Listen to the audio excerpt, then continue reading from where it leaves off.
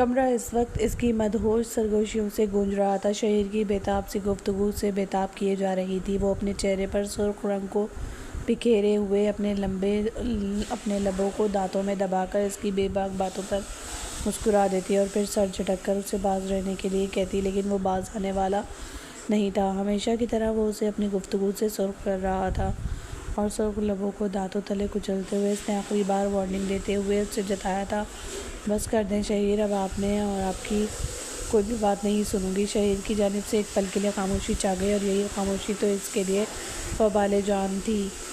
شہیر کا خاموش ہو جانا اسے یوں لگتا تھا جیسے کہ اس کا دل ڈوب رہا ہے۔ اس نے دوسری بار آہستگی سے اسے پکارا، شہیر! اب اس میں ناراض ہونے والی کون سی بات ہے شہیر؟ اب وہ مسلسل اسے پکار رہی تھی، لیکن شہیر کی جانب سے خاموشی تھی۔ اچھا ٹھیک ہے، آپ ناراض ہو گئے ہیں تو میں بھی پوری رات جاگ کر آپ کا نام پکارتی رہوں گی، دیکھتی ہوں آپ کی ناراضگی میں زیادہ دم ہے یا میری محبت میں۔ اور اس کے کہنے پر شہیر کی جانب سے ایک ٹھنڈی سانس خارج کی گئی۔ جب تمہیں پتہ ہے میں ان باتوں سے ناراض ہو جاتا ہوں تو پھر مجھے کیوں ناراض کرنے کا رسک لیتی ہو؟ وہ اسے کہہ رہا تھا اور وہ اپنے بال سنبھالتے ہوئے اٹھ کر بیٹھ گئی۔ گھڑی کی جانب اس نے نگاہ دوڑائی جو 12 کے ہندسے کو عبور کر رہی تھی۔ بس کر دیں، اب مجھے نیند آ رہی ہے۔ وہ دراصل فرار چاہتی تھی اس کی بے باک باتوں سے جو اسے اندر ہی اندر جھنجھوڑ رہی تھیں۔ شہیر کی اتنی خمار آلود گفتگو اس کے احساس کو بہکانے لگتی، وہی احساس جو اس پر حاوی ہو کر اسے کسی اور جہان میں منتقل کر دیتے تھے۔ شہیر کی جانب سے خداحافظ جیسے فرار کا ایک پروانہ تھا اور اس نے جلدی سے کال کاٹ کر موبائل تکیے کے نیچے رکھ دیا۔ اپنے چہرے کو اپنے بالوں ہاتھوں پر گرائے وہ سر جھکا کر شہیر کی باتوں کو سوچ رہی تھی۔ وہ جب بات کرتا تھا تو وقت کو روک دینے کی صلاحیت رکھتا، کب اس کی بےتاب دھڑکنوں کو بیقرار کر گیا اسے اندازہ ہی نہیں ہوا، اور اب تو یہ عالم تھا کہ شہیر کے بغیر سانس آنا بھی اس کے لیے اب محال تھا۔ شہیر کے ناراضگی کو وہ کبھی افورڈ نہیں کر سکتی تھی۔ ایک اچھی عمر کے وہ پکے جذبات تھے جو اس پر حاوی ہوئے اور اسے کہیں کا نہیں چھوڑا، اور اب تو اس نے خود کو ان جذبات کے سپرد کر دیا تھا۔ جب سے اس نے شہیر کو بتایا تھا کہ وہ اس کے بے باک جذبوں کی قدر کرتی ہے، اس سے محبت کرتی ہے، تب سے شہیر کے رنگ ڈھنگ ہی نرالے تھے۔ وہ اسے محبت کی اس جہان میں لے کر گیا اور جس جہان سے واپسی ناممکن تھی۔ ابھی صرف 2 ماہ پہلے ہی ان کی بات چیت کا سلسلہ چل نکلا اور یہ سلسلہ اسے عروج پر لے کر جا رہا تھا، عروج کی ان بلندیوں پر جہاں سے واپس آنا وبال جان تھا۔ دل میں گھبراہٹ پھیلی تو وہ بیڈ سے نیچے اتر کر کھڑکی کے قریب آ گئی اور کھڑکی کے دونوں پٹ کھول دیے۔ ٹھنڈی ٹھار ہوا نے اس کے بالوں کو پل بھر میں بکھیر دیا، اس کی خوبصورت لٹیں اس کے حسین چہرے کو چومتی چلی گئیں۔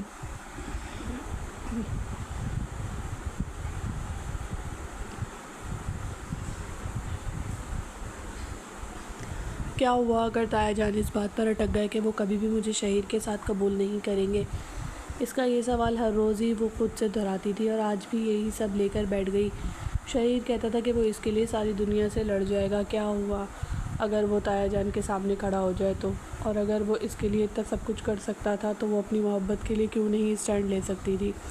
ابھی تو وقت تھا کہ وہ ڈٹ کر سب کو باور کروا دیتی کہ وہ اپنی مرضی سے اپنی زندگی گزارے گی، اسے کسی کی مرضی کے مطابق نہیں چلنا چاہیے۔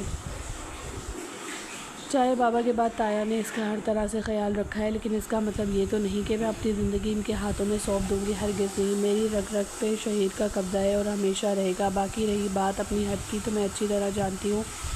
خود کو ہمیشہ کی طرح جھوٹی تسلیوں میں لپیٹ کر وہ بیڈ کے قریب آئی اور اوندھے منہ گر گئی۔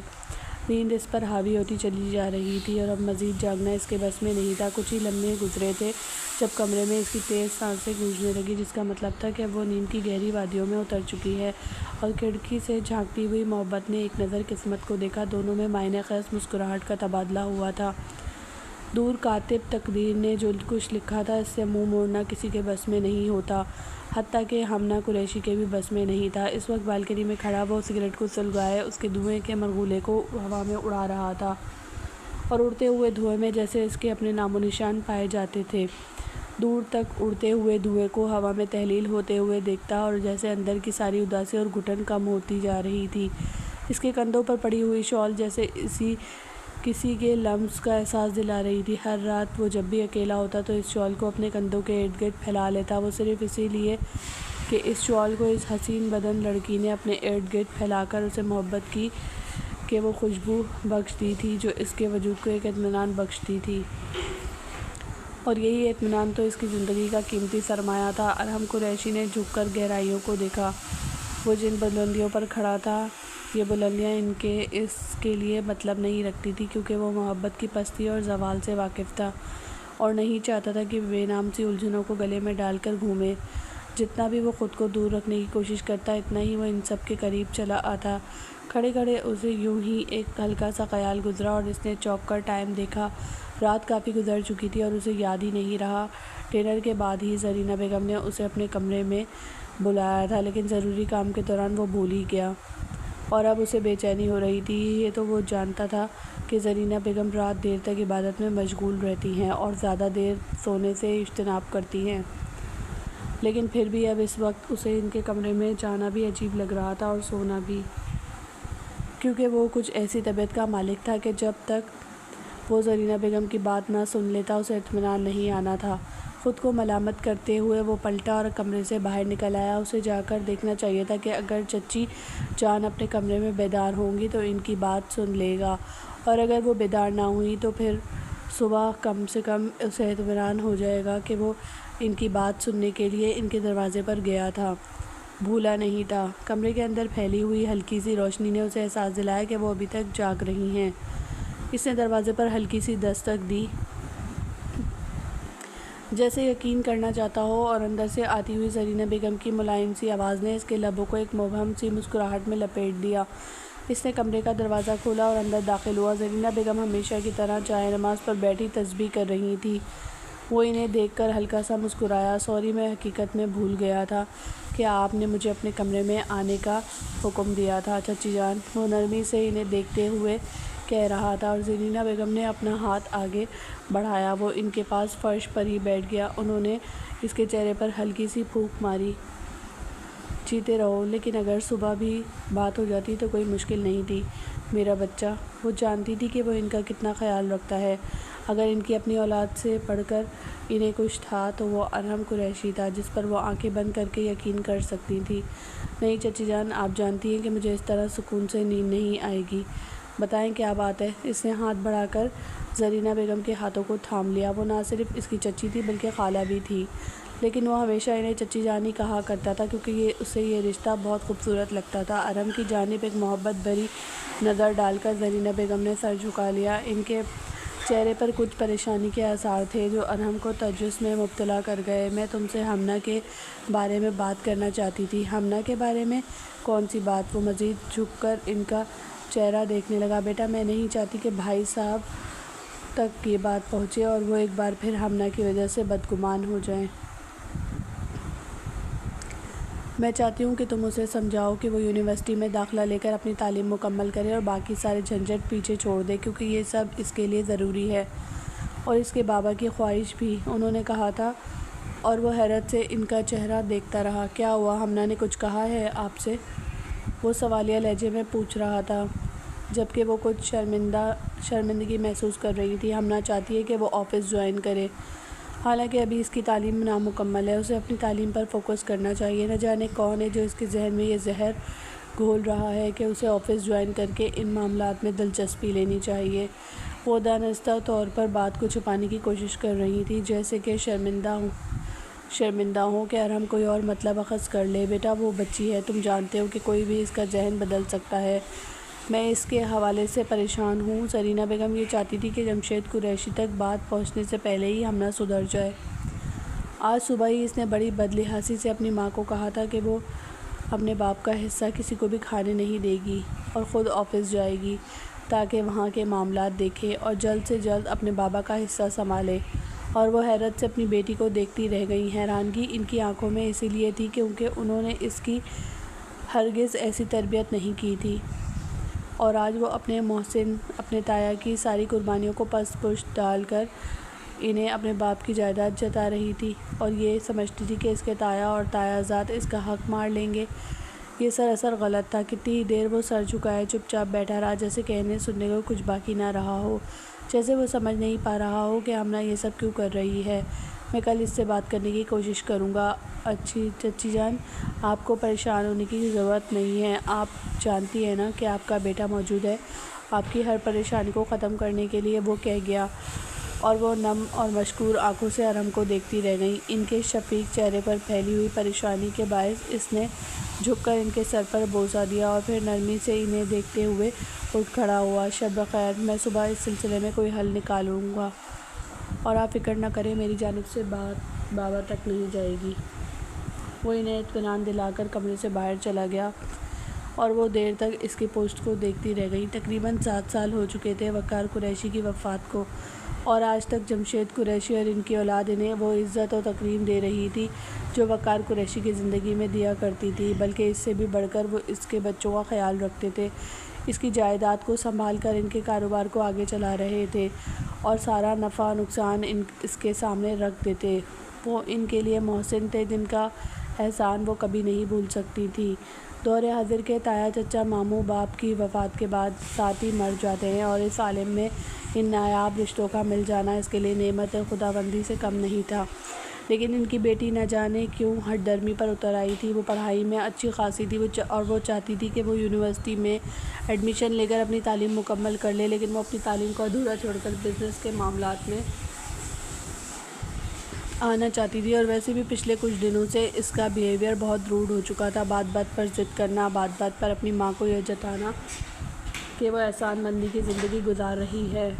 پہلے جس تایا پر وہ جان چھڑکتی تھی، اب وہی تایا اسے اپنا دشمن لگنے لگا تھا، اور ارحم، جس کے لیے صاف لفظوں میں اس نے ماں سے کہہ دیا تھا کہ ارحم سے اتنی امیدیں وابستہ کرنے کی کوشش نہ کیا کرے، مجھے یہ لڑکا ایک آنکھ نہیں بھاتا، اپنے دل پر ہاتھ رکھ گئی۔ غضب خدا کا، ایک شریف انسان کے لیے تم اس طرح کیسے بات کر سکتی ہو ہمنا؟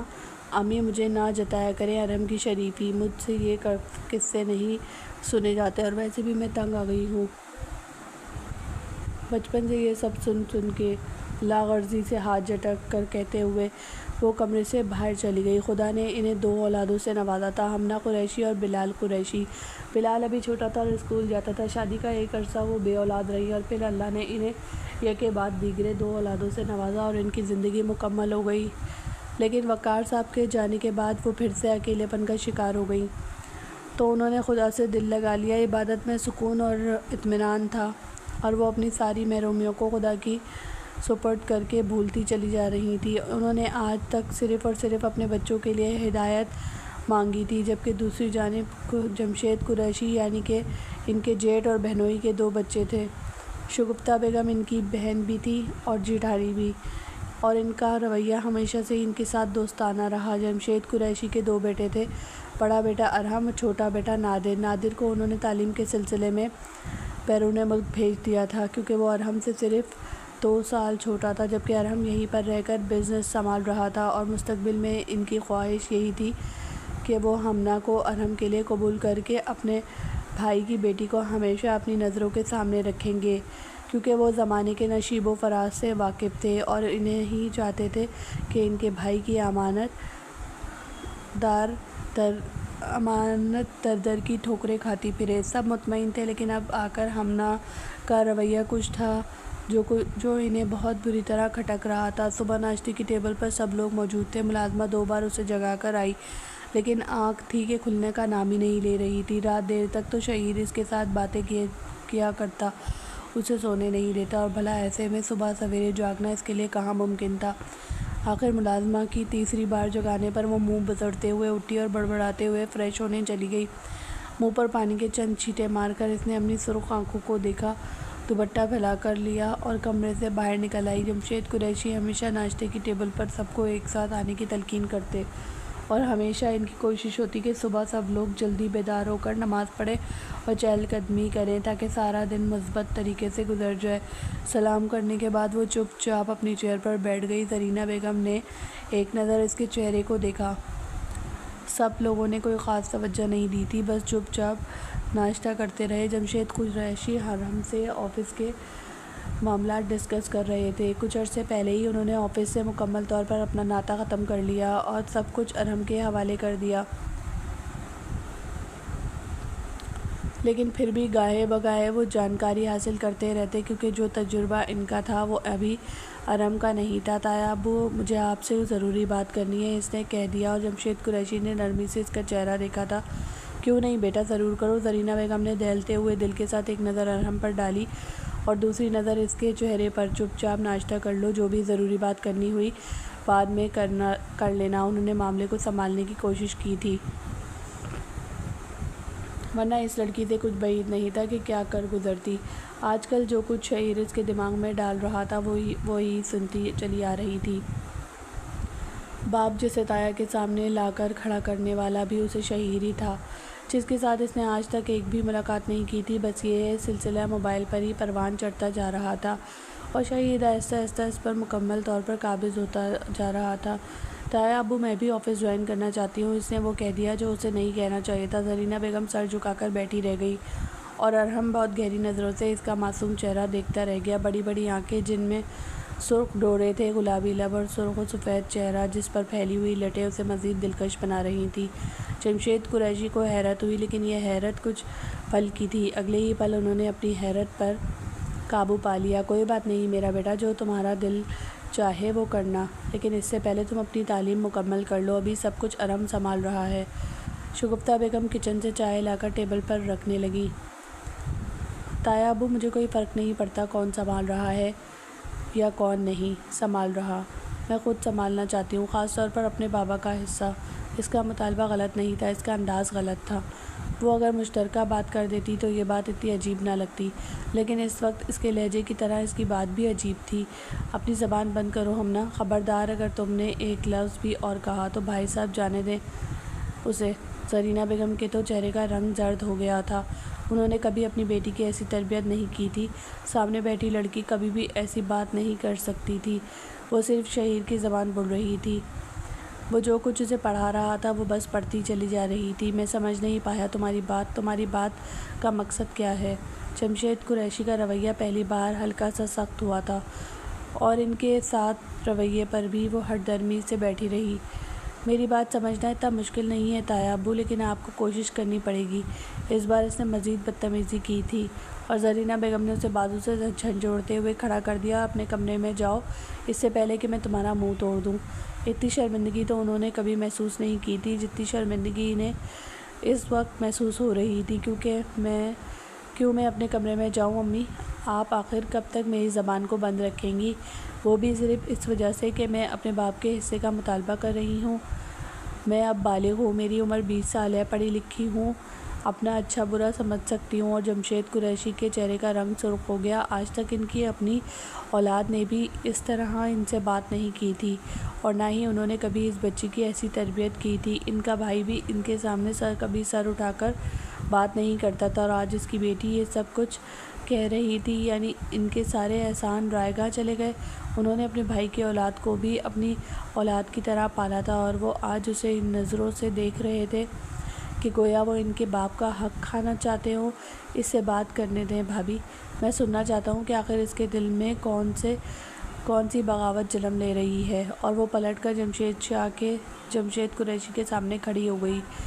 شگفتہ بیگم تو خود حیران تھی کہ وہ لڑکی ایسا کیسے کر سکتی ہے کہ ان کے ہاتھوں کی پلی بڑی ان کی اپنی اولاد جیسی۔ یہ بغاوت نہیں، یہ سچ ہے تایا ابو، میں آفس جوائن کروں گی۔ اگر آپ کی اولاد پورا بزنس سنبھال سکتی ہے تو کیا میرے بابا کی اولاد کو اتنا حق نہیں ہے؟ میں یہ تو جانتا ہوں کہ یہ تمہاری زبان نہیں ہے اور نہ ہی تمہاری اس طرح کی تربیت کی گئی ہے کہ تم بڑوں کے سامنے بغاوت سے سر اٹھا کر مطالبے کرو، لیکن اگر پھر بھی یہ تمہاری ضد ہے تو تمہاری ایسی کوئی بھی ضد میں پوری نہیں کروں گا جب تک کہ تم اپنی تعلیم مکمل نہیں کر لیتی، اپنے پیروں پر کھڑی نہیں ہو جاتی۔ تب تک میں سب کچھ تمہارے ہاتھ میں نہیں دے سکتا کہ تم میرے بھائی کی محنت پر پانی پھیر دو۔ انہیں بھی غصہ آیا تھا، آخر ان کے ہاتھوں پالے ہوئے بچے کب اتنے بڑے ہو گئے کہ بغاوت پر اتر آئیں۔ سرخ چہرے کے ساتھ دہاڑتے ہوئے وہ اٹھ کھڑے ہوئے۔ ارحم نے نرمی سے ان کا ہاتھ پکڑا۔ بابا پلیز ریلیکس، آپ کمرے میں چلیں، میں ہمنا سے بات کروں گا۔ اس نے ساری بات کو سنبھال لیا۔ بابا آپ کیوں درمیان میں آ رہے ہیں؟ وہ آپ بالغ ہے، اگر ہم آفس جوائن کرنا چاہتی ہے تو اس میں کون سی بڑی بات ہے؟ خود ہی تھک ہار کر ایک ہفتے کے بعد گھر بیٹھ جائے گی، آپ بلا وجہ ضد لگا رہے ہیں۔ وہ جمشید قریشی کو نرمی سے سمجھا رہا تھا، لیکن اندر کیا چل رہا تھا اس بات سے وہ خود بھی اچھی طرح واقف تھا۔ اسے اندازہ نہیں تھا کہ وہ یوں اس کے باپ کے سامنے کھڑی ہو جائے گی، حالانکہ اس کا باپ ان کا محسن تھا اور آج تک ان کے حصے میں سے ایک پائی بھی اپنے حصے میں نہیں ڈالی تھی۔ اور پھر بھی ٹھیک ہے، اسے لے جاؤ، لیکن سارے معاملات اپنے ہاتھ میں رکھنا، اسے کچھ بھی ضائع نہ کرنے دینا، کیونکہ تم جانتے ہو کہ تمہارے چچا نے کس قدر محنت کی تھی، ایک عرصہ بیرون ملک میں گزارا، اس بزنس میں ہم بھائیوں کا خون پسینہ شامل ہے۔ انہوں نے ارحم کو تاکید کر دی۔ زینب بیگم شرمندگی سے ان کا سامنا نہیں کر پا رہی تھی۔ سارا دن وہ اپنے کمرے میں ہی رہیں۔ جب شام کو شگفتہ بیگم ان کے کمرے میں آئیں اور نرمی سے انہیں اپنے ساتھ لگا لیا، ہم جانتے ہیں کہ اس میں تمہارا کوئی قصور نہیں ہے اور قصور کسی کا بھی نہیں ہے، وہ بچی ہے، تم خواہ مخواہ سر پر سوار کر رہی ہو زرینہ۔ وہ ابھی بھی ملائم لہجے میں بات کر رہی تھی۔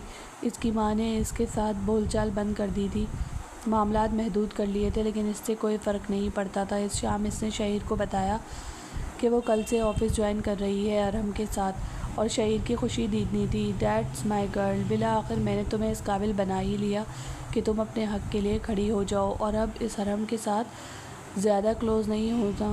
تم جانتی ہو نا، مجھے یہ سب کچھ اچھا نہیں لگتا، خاص طور پر تمہارے لیے۔ وہ اپنا اگلا جال پھینک چکا تھا۔ میں سب کچھ جانتی ہوں اور اپنی حدود کو بھی جانتی ہوں، آپ فکر نہ کریں۔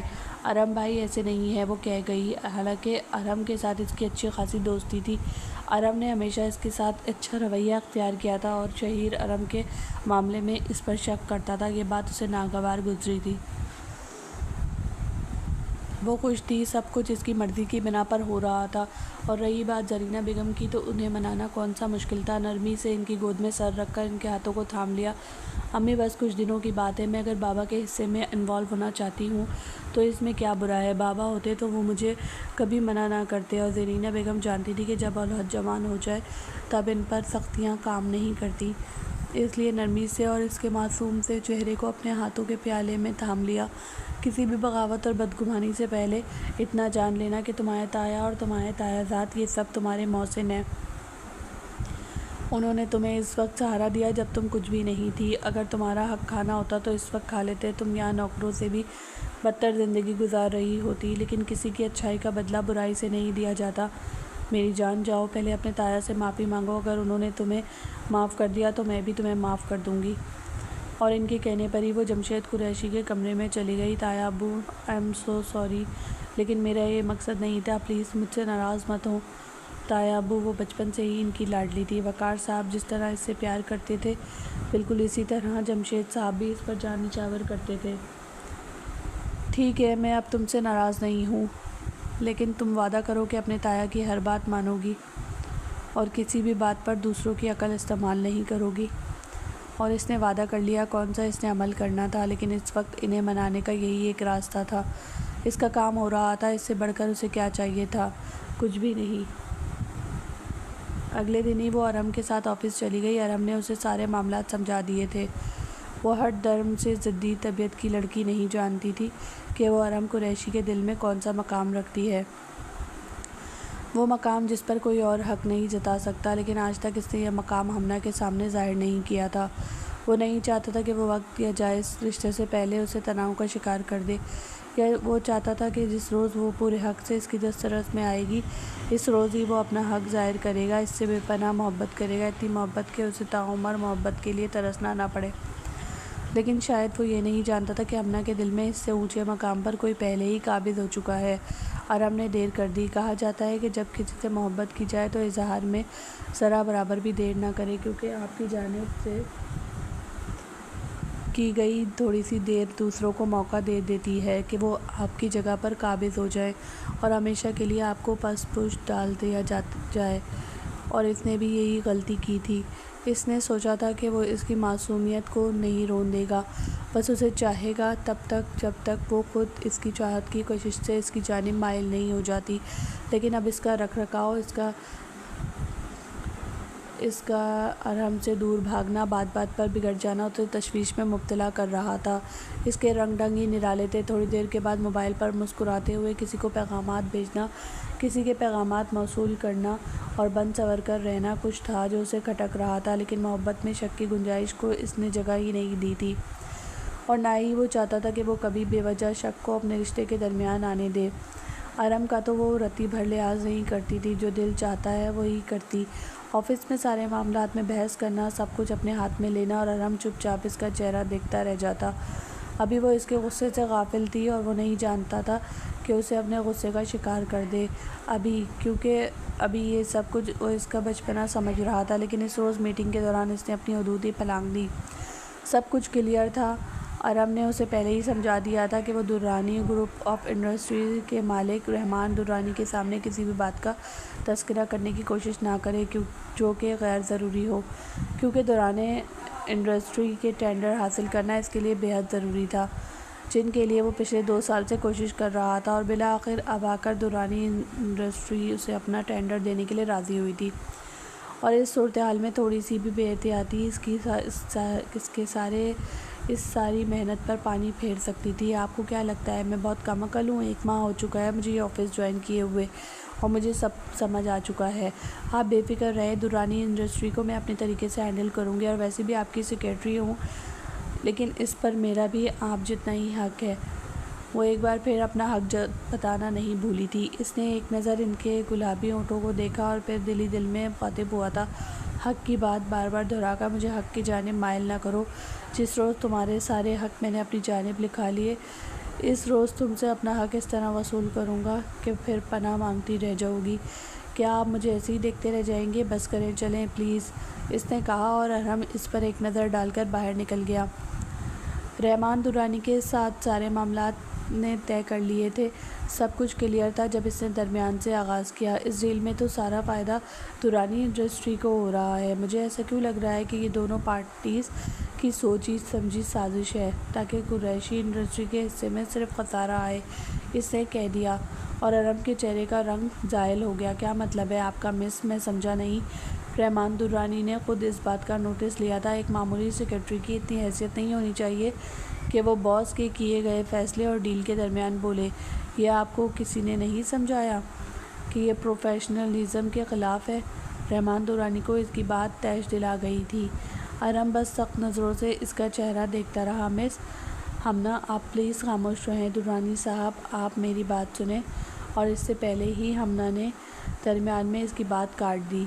آپ کے کہنے کا مطلب کیا ہے؟ آپ مجھے صرف ایک معمولی ملازمہ سمجھ رہے ہیں؟ اس بزنس پر میرا اتنا ہی حق ہے جتنا کہ ارم قریشی کا اور ان کے والد کا ہے، اور اگر میں چاہوں تو یہ ڈیل ابھی کے ابھی کینسل کر سکتی ہوں۔ اور رحمان درانی غصے سے اٹھ کھڑے ہوئے۔ میری بات سنیں رحمان صاحب، آپ اس کی بات پر توجہ نہ دیں۔ اسٹاپ اٹ ہمنا، آپ جائیں باہر۔ اس نے اسے منظر سے غائب کرنا چاہا تھا، لیکن اس سے پہلے ہی رحمان درانی نے معذرت کر لی۔ آپ اچھے انسان ہیں ارحم، لیکن میں نہیں چاہتا کہ میری کمپنی کو کسی طرح کا بھی کوئی خسارہ نہ ہو۔ آپ کے اسٹاف ابھی آپ سے بغاوت پر اترے ہوئے ہیں، تو سوچیں بعد میں کیا ہوگا۔ پہلے آپ ان کے ساتھ ڈیل فائنل کر لیں اور انہیں اچھی طرح سمجھا دیں کہ بزنس میں نفع نقصان کس طرح دیکھا جاتا ہے۔ رحمان درانی ارحم کے روکنے کے باوجود میٹنگ روم سے باہر چلے گئے، اور ان کے پیچھے ہی ان کا سارا اسٹاف بھی اٹھ کر چلا گیا۔ جب وہ غصے سے دہاڑتے ہوئے اس کی جانب بڑھا تھا، میں سوچ بھی نہیں سکتا تھا کہ تم اتنی جاہلیت کا مظاہرہ کرو گی۔ وہ پہلی بار اتنے غصے سے بات کر رہا تھا کہ ہمنا کانپ کر بے اختیار 2 قدم پیچھے ہوئی۔ میرا حق ہے بولنا، اس نے کانپتے ہوئے لہجے میں کہا تھا، اور ارم نے اس کے جبڑے سے دبوچ کر اسے دیوار کے ساتھ لگا دیا۔ حق بھاڑ میں گیا تمہارا حق۔ کہاں گئی ہماری محنت جو اب تک تمہارے حق کی حفاظت کرتے ہوئے آئے ہیں؟ زمین سے تم نکل نہیں پائی، اور حق کا مطالبہ لگا رکھا ہے تم نے۔ اس سے پہلے کہ میں تمہارے سارے حق اپنے نام کروا لوں، اپنی حرکتوں سے باز آ جاؤ ہمنا۔ وہ اتنے سخت لہجے میں بات کر رہا تھا کہ ہمنا کی آنکھیں ڈبڈبانے لگیں۔ وہ اس کے اس قدر قریب تھا کہ اس کا رواں کانپ اٹھا۔ ارم پہلی بار اس کے بےحد قریب تھا، اس سے سانسیں ہمنا کے وجود کو جلا رہی تھی۔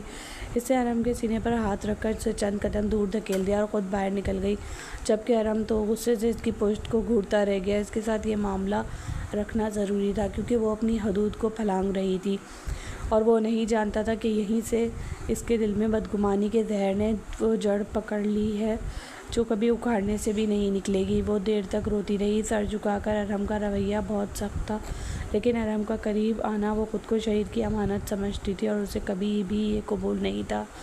پہلی بار اسے یوں لگا جیسے ارحم کی نگاہیں اس کے وجود کو چھلنی کر رہی ہیں، جیسے وہ اس کے قریب آ کر اسے بہکانے کی کوشش کرتا ہے، اور ارحم سے بدلہ لینے کا اس نے سوچ لیا تھا، لیکن اب اس سے دور رہنا تھا اسے ہر حال میں، کیونکہ شہیر ٹھیک ہی کہتا تھا، مرد کے بہکنے میں دیر نہیں لگتی، اور ارحم کا شمار بھی انہی مردوں میں ہوتا تھا۔ اور ہم نے ایک بار پھر یہ سارا بوجھ اپنے کندھوں پر گرا لیا۔ اس نے جمشید قریشی کے سامنے کہہ دیا تھا کہ اس کی معمولی سی غلطی کی وجہ سے دورانی انڈسٹری کے ٹینڈر اس کے ہاتھ سے نکل گئے، اور جمشید قریشی نے اسے اچھی خاصی جھاڑ بھی پلائی تھی، لیکن وہ خاموش رہا اور چپ چاپ سر جھکا کر کھاتی رہی۔ اگر تایا کو پتہ چل جاتا کہ یہ سب اس کی غلطی کی وجہ سے ہوا ہے تو وہ اس کے آفس پر پہلی فرصت میں پابندی لگا دیتے، لیکن ارحم نے اسے بچا لیا، اور اس کے باوجود بھی جب شہیر کے سامنے اس نے اس بات کا تذکرہ کیا تو شہیر اچھا خاصا بگڑ گیا تھا۔ تو اسے اپنے قریب نہیں آنے دو گی؟ اگر کبھی وہ تمہارے قریب آنے کی کوشش کرے تو بتا دینا تایا کہ وہ تم پر غلط نظر رکھتا ہے اور انہیں ان کے بیٹے کی شادی کروا دینی چاہیے۔ میں نہیں چاہتا کہ اس کی وجہ سے ہمارے درمیان بدگمانیاں آئیں۔ میں جلد سے جلد تمہیں اپنا بنا لینا چاہتا ہوں، لیکن اس سے پہلے میری بہن کی شادی ہو جائے اور ماں کا بائی پاس۔ اس کے بعد صرف تم ہوگی اور میں اور ہماری زندگی۔ شہیر اور شہیر کے بے نام سے وعدے، جن کے سہارے وہ ہر ایک سے الجھ پڑی تھی۔ اگلے کتنے ہی دنوں تک اس نے دانستہ طور پر ارحم سے دوری بنائے رکھی، اور ارحم کو بھی یہ بات بخوبی سمجھ آ رہی تھی۔ وہ بات کرتے ہوئے اسے دور رہتی، بات بھی کرتی تو صرف مطلب کی بات، اور ارحم کی کسی بھی غیر ضروری بات کا جواب نہیں دیتی۔ ارحم بھلا کب اس سے دور رہ سکتا تھا؟ اس کے وجود کو ایک پل کے لیے بھی اپنی نظروں سے اوجھل تصور کرنا اس کے وجود کو چھلنی کر دیتا تھا۔ اس روز وہ دونوں گھر واپسی کے لیے آئے، جب لفٹ میں بند ہوتے ہی لفٹ اچانک رک گئی۔ بند چیزوں، تنہائی اور اندھیرے سے تو اسے ہمیشہ سے ہی خوف آتا تھا، اور اب آدھے راستے میں ہی لفٹ کا رک جانا۔ کچھ دیر تو وہ گھبرائی سی کھڑی رہی اور پھر پلٹ کر ارحم کو دیکھا تھا۔ لفٹ کو کیا ہوا ہے؟ وہ تقریباً ایک ہفتے کے بعد اس سے بات کر رہی تھی۔ مجھے کیا پتا؟ ارحم نے ایک نظر گھڑی پر ڈال کر کندھے اچکا دیے، جیسے وہ اس کی جانب متوجہ نہیں ہے۔ کیا مطلب آپ کو نہیں پتا؟ آپ کو پتا ہونا چاہیے۔ کب تک چلے گی لفٹ؟ میں یہاں بند نہیں رہ سکتی، میری سانس بند ہو جائے گی۔ اس نے اگلی بات تھوڑا سختی سے کہا، اور ارحم اس کے گھبرائے ہوئے چہرے سے محفوظ ہوا تھا۔ مجھے تو نہیں لگتا کہ چلے گی، ہو سکتا ہے یہیں سے ٹوٹ کر نیچے دھڑام سے گرے۔ اور اس کے کہنے کی دیر تھی کہ ایک جھٹکے کے ساتھ لفٹ چلی، اور وہ جو پہلے ہی خوفزدہ کھڑی تھی اچھلتے ہوئے اس کے سینے سے جا لگی، اور اس کے سینے میں منہ چھپا کر اپنے کانپتے ہوئے وجود کو سمیٹ لیا تھا۔ پہلی بار ارحم کو یوں لگا کہ جیسے جسم سے روح کا نکلنا کیسا ہوتا ہے، جیسے آنکھوں کا سکون سے متعارف ہونا کیسے ہوتا ہے، جیسے دل کا دھڑکن سے ملنا کیسے ہوتا ہے، جیسے بہتے ہوئے 5 دریا ایک جگہ پر یکجان ہو کر ایک دوسرے میں پیوست ہو جائیں، بالکل ایسا ہی سکون۔ اس نے بے ساختہ اس کے گرد اپنے بازو لپیٹ لیے۔ وہ کچھ اس طرح سے ایک دوسرے سے جڑے ہوئے تھے کہ ارحم کے لب اس کی گردن پر رکھے ہوئے تھے، اور وہ مکمل طور پر ارحم سے لپٹی ہوئی تھی۔ نہ جانے کتنی دیر کے بعد اسے احساس ہوا کہ لفٹ چل پڑی ہے اور وہ بالکل سیف ہے۔ 1 منٹ سے پہلے وہ ارحم سے دور ہوئی، اور اپنی کیفیت پر جہاں شرمندہ تھی وہیں سب سے زیادہ غصہ اسے ارحم پر تھا۔ شہیر کی باتوں کا زہر اس کے ذہن میں گھلنے لگا۔ آپ کی ہمت کیسے ہوئی مجھے اس طرح چھونے کی؟ اس نے سختی سے کہا تھا، اور ارحم نے حیرانگی بھری نظروں سے اس کے چہرے کو دیکھا۔ کیا مطلب ہے تمہارا؟ میں نے تمہیں چھوا ہے؟ وہ سوالیہ لہجے میں بات کر رہا تھا۔ میں اچھی طرح جانتی ہوں کہ تم جیسے مردوں کے اندر کون سی ہوس بھری ہوتی ہے، وہی ہوس جو انہیں کہیں کا نہیں چھوڑتی، جن کے سہارے وہ بس کسی بھی لڑکی کو چھونا چاہتے ہیں تاکہ… اور اس سے پہلے کہ وہ اپنی بات مکمل کر لیتی، ارحم نے اسے سختی سے جھنجھوڑ کر اپنے قریب کیا تھا، اور اس سے پہلے کہ وہ کوئی سخت الفاظ دہراتا دروازہ کھلا اور ارحم سے اپنا بازو چھڑوا کر باہر چلی گئی۔ وہ کیا سوچ رہی تھی اس کے بارے میں؟ آج تک وہ جان بوجھ کر اس کے قریب نہیں ہوا تھا۔ آج تک اس نے اسے اپنی قربت کا احساس نہیں دلایا، نہ ہی بلا وجہ اسے چھو کر اپنے آپ کو تسکین دی۔ وہ ایسا مرد نہیں تھا، بلکہ وہ پختہ ذہنیت کا مالک، ایک بااعتماد مرد تھا جو عورتوں کی عزت کرنا جانتا تھا۔ وہ اگر خود اس سے آ کر لپٹی تھی تو ہلکا سا بے اختیار ہونا اس کے بس میں نہیں تھا، اور وہ اسے اتنے گھٹیا الزامات کا شکار کر رہی تھی۔ بات یہیں ختم نہیں ہوئی، اس نے ایک بار پھر اس کی باتوں کو پس پش ڈال دیا تھا، لیکن اس شام حد ہی ہو گئی۔ اس نے جمشید قریشی کے کمرے میں جا کر کہہ دیا کہ ارم اس پر غلط نظر رکھتا ہے اور اسے برے ارادوں سے چھوتا ہے، حتیٰ کہ آفس کے بند کمروں میں بلا کر اس کے ساتھ بدتمیزی کرنے کی کوشش کرتا ہے۔ اور جمشید قریشی اس کی بات سن کر حیران و پریشان کھڑے رہے۔ اسی وقت انہوں نے ارم کو اپنے کمرے میں بلایا تھا اور یہ سب کچھ پوچھ لیا، لیکن ارم سے انہیں ہرگز یہ امید نہیں تھی کہ وہ کچھ ایسا کرے گا۔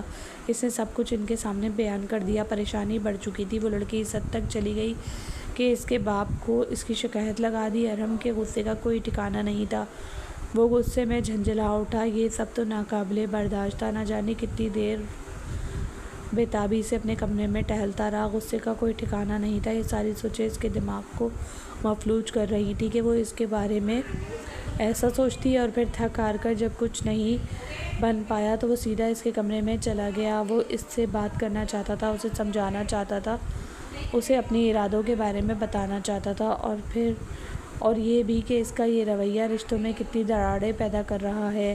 جب کمرے کے دروازے پر ہاتھ رکھتے ہی دروازہ کھلتا چلا گیا۔ شاید وہ دروازہ بند کرنا بھول گئی تھی۔ وہ کمرے میں نہیں تھی، بالکنی سے آنے والی آوازوں نے اسے متوجہ کیا اور وہ قدم بڑھا کر وہیں چلا گیا۔ شہیر، میں نے تایا ابو کو سب کچھ بتا دیا ہے، میں اسے کبھی بھی اپنے قریب نہیں آنے دوں گی، مجھ پر صرف تمہارا حق ہے۔ یہ الفاظ نہیں تھے، کوئی خنجر تھا جو اس کے سینے میں گھونپ دیا گیا۔ وہ وہیں ساکت کھڑا رہ گیا۔ حقیقت اتنی بھیانک ہو سکتی تھی، وہ کبھی سوچ بھی نہیں سکتا تھا۔ دوسری جانب سے کیا کہا گیا اسے معلوم نہیں تھا، لیکن اسے یہ معلوم ہو چکا تھا کہ وہ کوئی لڑکا ہے جس کے ساتھ وہ اتنی وابستگی سے بات کر رہی ہے۔ میں صرف تمہاری ہوں اور میرا سب کچھ صرف تمہارا ہے۔ لیکن تایا ہرگز نہیں مانیں گے۔ بابا نے یہ شرط عائد کی تھی کہ جب تک بلال بالغ نہیں ہو جاتا تب تک وہ ہمارا حصہ ہم دونوں میں تقسیم نہیں کریں گے۔ لیکن تایا ہرگز نہیں مانیں گے۔ بابا نے یہ شرط عائد کی تھی کہ جب تک بلال بالغ نہیں ہو جاتا تب تک وہ ہمارا حصہ ہم دونوں میں تقسیم نہیں کریں گے، اور مجھے تب تک انتظار کرنا پڑے گا جب تک کہ بلال خود اپنے پیروں پر کھڑا نہیں ہو جاتا۔ تب تک میں حصہ جتا تو سکتی ہوں لیکن اپنے نام منتقل نہیں کروا سکتی۔ اچھا، تو ساتھ یہ تھا، شروعات یہاں سے ہوئی تھی۔ اسے اب سمجھ آئی، ان کے اعتماد کا اتنا برا نتیجہ نکلا، یعنی انہیں اعتماد کرنا ہی نہیں چاہیے تھا۔ دیکھو، میں ابھی نہیں مل سکتی۔ اس سے پہلے کہ وہ مزید کچھ کہتی، سے چپ چاپ سے پیچھے جا کر موبائل چھین کر اپنے کان سے لگا لیا تھا۔ وہ وہیں ساکت رہ گئی، زرد چہرے اور پھٹی پھٹی نظروں سے وہ ارم کو دیکھ رہی تھی جو موبائل کان سے لگائے سامنے والے کے اختیار سن رہا تھا۔ وہ اتنا اختیار حاصل کر گیا کہ اس نے ہمنا کو ارم قریشی کے مقابل لا کر کھڑا کر دیا۔ آخری بار، یہ صرف آخری بار ہے، اگر 2 دنوں میں نے تمہارا رشتہ اس گھر میں آتے ہوئے نہیں دیکھا تو پھر اس شام ارم قریشی ہمنا قریشی سے نکاح کر لے گا، اور اس کے بعد اگر تم نے ہمنا سے کوئی رابطہ کرنے کی کوشش کی تو تمہاری کھال ادھیڑ کر میں کتوں کے آگے ڈال دوں گا۔ وہ اس کی عزت کو پامال ہوتے ہوئے نہیں دیکھ سکتا تھا، اس کے جذبات کو ٹوٹتے ہوئے نہیں دیکھ سکتا تھا کہ وہ ساری زندگی اسی بدگمانی میں گزار دیتی کہ یوں نہ ہوتا یوں ہو جاتا۔ وہ اس کاش کو اپنے درمیان نہیں دیکھ سکتا تھا۔ آمنہ کے حوالے چپ چاپ موبائل کرتے ہوئے وہ پلٹ گیا اور آمنہ اس کی پشت کو دیکھتی رہ گئی۔ یعنی اگر ارم قریشی نے یہ کہہ دیا تھا تو یہ ممکن تھا، وہ کسی بھی طرح گھر والوں کو قائل کر لیتا، اور اب سب سے بڑا مسئلہ یہ تھا کہ شہیر اس بات پر راضی ہو جاتا کہ وہ 2 دنوں میں رشتہ لے کر ان کے گھر آئے گا۔ وہ مسلسل شہیر کے نمبر پر کالز کر رہی تھی، میسیجز پر میسیجز کر رہی تھی، اور شہیر بات کو ٹال مٹول کر رہا تھا۔ ابھی اتنا جلدی کون مانے گا؟ مجھے بتاؤ، کیا میری ماں اتنا جلدی تسلیم کر لیں گی؟ اور وہ ضد پر اٹک جاتی، اگر میرے گھر والے تسلیم کر سکتے ہیں تو تمہاری ماں کیوں نہیں کر سکتی؟ شہیر، تم مجھ سے محبت کرتے ہو اور تمہاری ماں اس محبت سے واقف ہیں، وہ کہہ گئی، اور شہیر خاموش رہ گیا۔ اس روز وہ خود اس کے کمرے میں گئی تھی۔ وہ بس سینے پر بازو باندھے سر جھکا کر ارم کے سامنے کھڑی رہی، اور ارم اپنی پشت پر بازو باندھے اسے گہری نظروں سے دیکھتا رہا۔ تو شروعات یہ تھی، اس لیے تمہیں ارم قریشی کا لمس تکلیف دیتا تھا، اسی لیے تمہیں میں بد کردار نظر آتا تھا، کیونکہ تمہارے اپنے کردار میں دراڑ تھی۔ یہی بات ہے نا؟ یہی ہے وہ شخص جس نے تمہیں ہمارے مدمقابل لا کر کھڑا کر دیا۔ اور وہ سر اٹھا کر ارم کو دیکھنے لگی۔ مدمقابل لا کر کھڑا نہیں کیا، مجھے اپنی حیثیت کا اندازہ لگوایا ہے۔ شہیر مجھ سے محبت کرتا ہے، آپ گھر والوں سے بات کر لیں، شہیر ضرور آئے گا، وہ میرے بغیر زندگی گزار ہی نہیں سکتا، اور پھر جب وہ رشتہ لے کر آئے تو آپ کو اپنے وعدے پر قائم رہنا ہوگا۔ ارم جانتا تھا محبت میں تکلیف کیا ہوتی ہے، اور وہ یہ تکلیف برداشت کر رہا تھا۔ ہر کہانی میں جہاں لڑکی کو مظلوم دکھایا جاتا ہے لوگ آواز اٹھاتے ہیں، لیکن لڑکوں کو بھی جذبات ہوتے ہیں۔ بھلا مارتا اپنی محبت کو بانٹ سکتا ہے؟ چیختا چلاتا دھاڑتا ہوا مرد جو عورت کو ذلیل کر دے وہ ہر ایک کو نظر آتا ہے، لیکن وہ ہے گناہ نظر کیوں نہیں آتا جو ایک لڑکی کی جانب سے حد ہرایا جائے اس مرد پر، جسے وہ چپ چاپ برداشت کر لے۔ جب اسے کسی نازک صرف کی طرح فرش پر بیٹھ کر چیخنا چلانا نہ آئے، وہ چپ چاپ اپنی آنکھوں کو سرخ کر کے اپنے جذبات سے منہ موڑ لے، یہ سوچ کر کہ یہ اس کی مردانگی کے خلاف ہے کہ وہ صرف ماتم بچا لے۔ اور اس وقت اسے یوں محسوس ہو رہا تھا جیسے ہمنہ کسی تیز دھار آلے سے اس کا جگر کاٹ رہی ہے۔ وہ اپنی محبت کو خوشی سے دوسروں کے ہاتھوں سونپ رہا تھا۔ اگر وہ شخص سچا نکلتا، وہ اپنی محبت پر کھڑا رہتا تو وہ ضرور جمشید قریشی کو قائل کر لیتا اور دوبارہ کہنے کی ضرورت ہی نہ پڑتی۔ شہیر نے اس سے وعدہ کر لیا تھا کہ وہ اس شام آئے گا، جبکہ دوسری جانب اس نے جمشید قریشی سے کہہ دیا کہ نکاح کی تیاریاں کی جائیں۔ اس نے گھر والوں کو کیا کہا، جمشید قریشی، زرینہ بیگم، شگفتہ بیگم کو کیا سمجھایا، کوئی نہیں جانتا تھا۔ بس چپ چاپ نکاح کی تیاریاں شروع ہوئیں اور تیاریوں کو بھی محدود رکھا گیا۔ نہ جانے کیوں انہیں اندیشہ تھا کہ کوئی ضلالت، کوئی بدنامی ان کا مقدر نہ بن جائے۔ شہیر نے سارے معاملات طے کر لیے، وہ کون تھا، کہاں رہتا تھا، اور تو کچھ نہیں جانتی تھی، بس وہی جانتی تھی جو شہیر نے بتایا تھا، اور اسی پر یقین کر کے اپنی زندگی کو نچھاور کرنے کے لیے ضد پر اٹکی ہوئی تھی۔ زرینہ بیگم بس اسے دکھ سے دیکھتی رہ گئیں۔ یہ اس کا اپنا فیصلہ تھا اور گھر والے اس فیصلے میں اس کے ساتھ کھڑے تھے، اس لیے کہ کل وہ اپنی محبت کا سوگ مناتے ہوئے ان سب کو یہ نہ کہہ دے کہ اگر وہ نہ ہوتے تو وہ جیت جاتی۔ اس کے مہندی لگے ہاتھ حسین لگ رہے تھے اور مہندی کے پھولوں سے زیادہ سرخ رنگ تھا۔ ارم قریشی کی آنکھوں کا جو اب سب کچھ اپنے سامنے بکھرتے ہوئے دیکھ رہی تھی، تو اذیت کے آخری حد تک وہ شخص چلا گیا، صرف اپنی محبت کو ثابت کرنے کے لیے۔ شہیر کا اس انتظار تھا۔ آف وائٹ کلر کے شرارے میں وہ دل کا لگ رہی تھی۔ اس نے موبائل اٹھایا، شہیر میں تیار ہوں تک پہنچ رہے ہیں، اس سے میسج ٹائپ کر کے بھیج دیا، اور شہیر کی ڈی پی غائب تھی۔ دل دھڑکا کہ کچھ تھا جو اسے اندیشوں میں مبتلا کر رہا تھا۔ اسے کالز پر کالز کی، لیکن شہیر کا کچھ پتہ نہیں تھا۔ اس نے اپنا نمبر آف کر لیا۔ وہ کہاں چلا گیا؟ وہ بےتابی سے ٹہلتے ہوئے اسے پیغامات بھیجنے کی کوشش کر رہی تھی، لیکن شاید اب یہ ممکن نہیں رہا تھا۔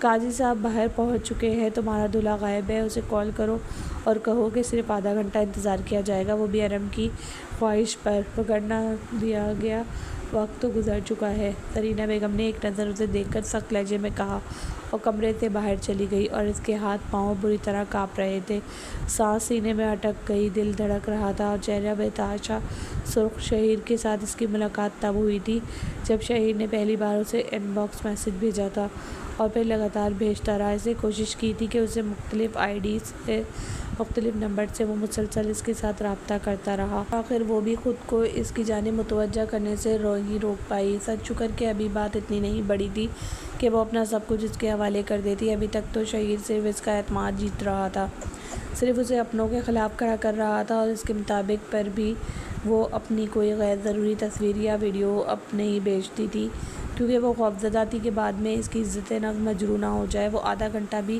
گزر گیا، مزید آدھا گھنٹہ اس نے مانگا اور وہ بھی گزر گیا۔ بالآخر اس نے ہار مان لی۔ سرخ چہرہ، روتے ہوئے آنکھوں اور کانپتے ہاتھوں کے ساتھ اس نے وہ گھونگھٹ پلٹ دیا تھا۔ نکاح نامہ اس کے سامنے لایا گیا اور اس نے اپنی رضامندی سے دستخط کر دیا اور خود کو ارم قریشی کے حوالے کر دیا تھا، لیکن اس وقت اس کا دل سنبھل نہیں پا رہا تھا۔ نکاح کے بعد اسے فوری طور پر ارم کے کمرے میں منتقل کر دیا گیا، کیونکہ رخصتی بھی ساتھ ہی کرنی تھی۔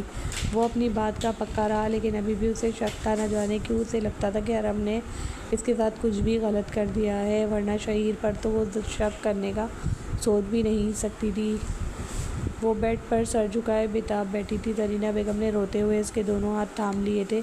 کیا تمہیں اب بھی شک ہے اپنوں کی محبت پر؟ آج صرف وہ نہیں رو رہی تھی، وہ خود بھی رو رہی تھی۔ دل بری طرح ٹوٹا تھا اور اس کے اعتماد کو ٹھیس لگی تھی۔ خدا کی نعمت پر شکر گزار ہو جاؤ کہ اس نے تمہیں بچا لیا، ارم جیسا شخص تمہارے حوالے کر دیا۔ پھر بھی اس کی کرم نوازی ہے کہ تم ہرگز اس قابل نہیں تھی اپنی بیٹی کو اس حال میں دیکھ کر وہ خود سے بھی تکلیف میں تھی اور وہ بس روتے ہوئے اپنے ہاتھوں کو دیکھتی رہی۔ آنسو کے قطرے اس کے ہاتھوں کو بھگو رہے تھے۔ ارم کمرے میں داخل ہوا تو زرینہ بیگم اس کا ماتھا چوم کر کمرے سے باہر نکل گئی۔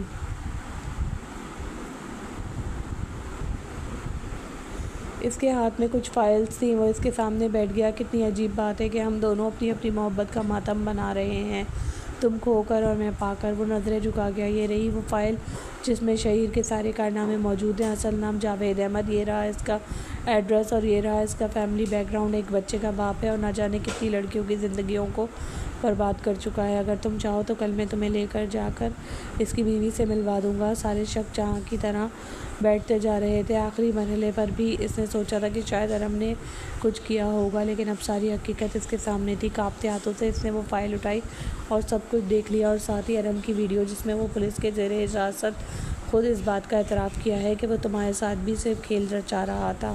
اس سے وہ ویڈیو پلے کر کے اس کے سامنے رکھ دیا اور وہ بس دھندلی آنکھوں سے اس شخص کو دیکھتی رہی تھی۔ کچی عمر کے پکے جذبوں کا بڑا دکھ ہوتا ہے۔